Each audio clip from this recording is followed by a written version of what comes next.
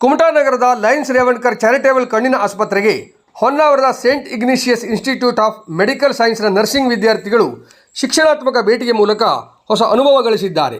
Principal sister Diana ಮತ್ತು ಆಡಳಿತಾಧಿಕಾರಿ sister Juliet Lobo ಅವರ ನೇತೃತ್ವದಲ್ಲಿ 4ನೇ ಸೆಮಿಸ್ಟರ್ನ 59 ನರ್ಸಿಂಗ್ ವಿದ್ಯಾರ್ಥಿಗಳು ಕಳೆದ ಸೆಪ್ಟೆಂಬರ್ 23 ಮಂಗಳವಾರ ಮತ್ತು ಸೆಪ್ಟೆಂಬರ್ 24 ಬುಧವಾರದಂದು ಪ್ರತ್ಯೇಕ 2 ಬ್ಯಾಚ್ಗಳಲ್ಲಿ ಆಸ್ಪತ್ರೆಗೆ ಭೇಟಿ ನೀಡಿದ್ದಾರೆ.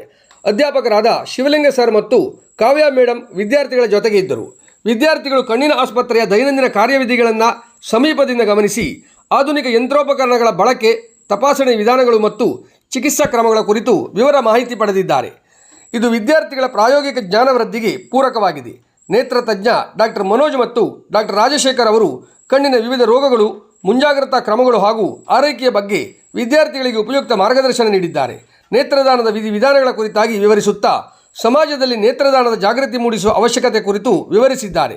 ವಿದ್ಯಾರ್ಥಿಗಳು ನೇತ್ರ ತಜ್ಞರ ಬಳಿ ಪ್ರಶ್ನೆಗಳನ್ನು ಕೇಳಿ ಅವರಿಂದ ತೃಪ್ತಿಕರ ಉತ್ತರಗಳನ್ನು ಪಡೆದುಕೊಂಡಿದ್ದಾರೆ.